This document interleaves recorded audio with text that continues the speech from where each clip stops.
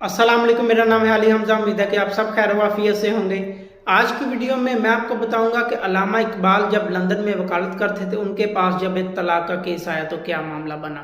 अल्लामा इकबाल फरमाते हैं कि जब मैं लंदन में वकालत करता था तो मेरे पास एक शख्स आया एक केस लेके। उसने कहा कि मैंने अपनी बीवी को तलाक देनी है। तो फरमाया कि मैं तो तुम्हें जानता हूँ, तुमने तो पसंद की शादी की थी, मोहब्बत की शादी की थी, तो अब क्या मामला बना कि तुम अपनी बीवी को तलाक देना चाहते हो। उसने कहा कि बस मैंने फैसला कर लिया, मैंने अपनी बीवी को तलाक देनी है।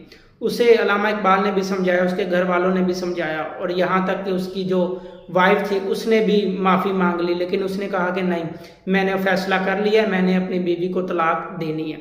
तो अल्लामा इकबाल जो थे वो तो वकील थे, उनका तो पेशा था, तो उन्होंने कोर्ट में दावा दायर कर दिया। जब बहस हुई तो फैसला उस नौजवान के हक में आने लगा। तो अब चांसेस बिल्कुल यही थे कि कल को जो फैसला आएगा वो नौजवान के हक में ही आएगा।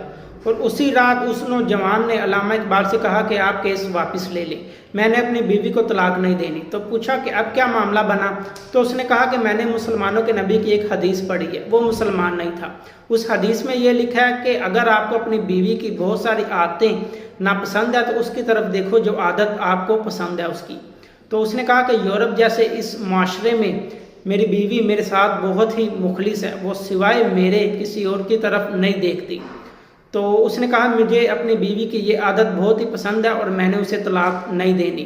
तो अल्लामा इकबाल ने कहा कि पहले आप फिर उसी नबी का कलमा पढ़ो और फिर ही मैं केस वापस लूँगा।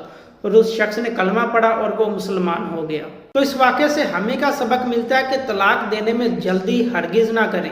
अगर मियाँ बीवी में कोई नोकझोंक हो गई है, कोई बीवी ने गलती कोताही कर दी है, तो आप उस एक गलती की वजह से ऐसा ना करें कि अब मैंने तुम्हें तलाक दे देनी है, बल्कि उसकी वो सारी बातों को, चीज़ों को नोट करें कि जो आपको पसंद है, जो इसने अच्छे काम किए हैं, जो अच्छा वक्त आपके साथ गुजारा है।